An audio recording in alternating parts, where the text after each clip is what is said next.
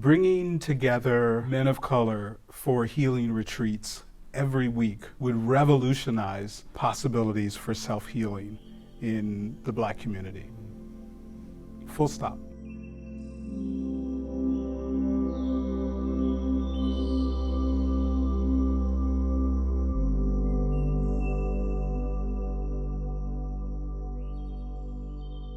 Tell me a little bit about your roots. I grew up in Boston in affordable housing with my mom. My family's Cape Verdean. I had a really great childhood where all my family were in the same housing development. So I'm really connected to community in that sense of people looking out for each other and being present for each other, where people care about their community and are active in it. Did you ever see yoga practiced in your community when you were growing up? When I was growing up in Boston, not at all. I consider my roots my parents and the places they came from. If you had told me that the son of a preacher whose people are from Bruton, Alabama, and the son of a teacher whose people are from Charleston, South Carolina, if you had said that that dude would be practicing and teaching yoga and creating a system to spread that yoga to people of color who don't usually have access to it because of the mercantile system of yoga in the West, I would never have believed it as a child, or even 5 years ago. So tell me more about that. What is your work now? I created Mandela Yoga so that curvy Black women like my sister could have a practice that is accessible to their body types and to their levels of mobility, that would be made available in the places where they live, work, worship, play, and get their health care. And how do you create that sense of belonging for people in the program? The first idea of my particular model of yoga is that it should be community-based, and that it should be peer-led, and that it should be trauma-responsive. There's a racial concordance in healing between the healer and the patient.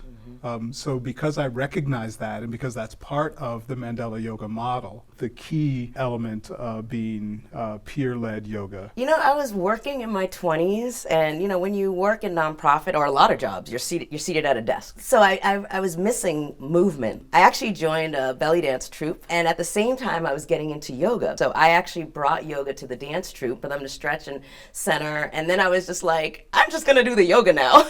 So I dropped the dance and just got more into yoga. Yoga really makes you look at your body differently, and you appreciate it more, and then that reverberates out, and that's catchy. I think other people are inspired by that. People will see me and they'll say, oh, Shirronda, can you do a little yoga warm-up in our meeting? Can we just do a couple of breaths? When you really embrace yoga, it kind of comes out, it emanates through you, not just in that you're healthier, but people want a little bit of that. Yeah.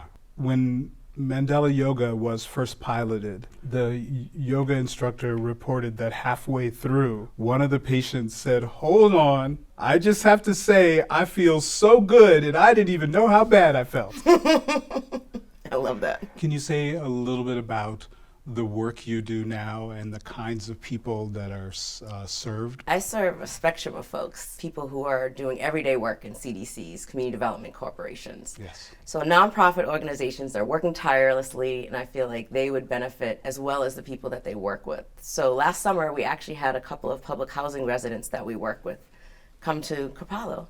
Really? Yes, really. And it was wonderful. Cool. They were able to come here. It was a really long drive. They didn't really know what was coming up for them, but it was a chance for them to take care of self. I remember one woman just came and slept. We're like, where's Julie? Julie was sleeping. So I think coming here, having rest, that's another radical thing, right? Connection, the outdoors. We haven't talked about how beautiful Kripalu is and all the grounds. I saw some frogs yesterday. So just coming back to nature and coming back to self. You said frogs. I heard them yesterday.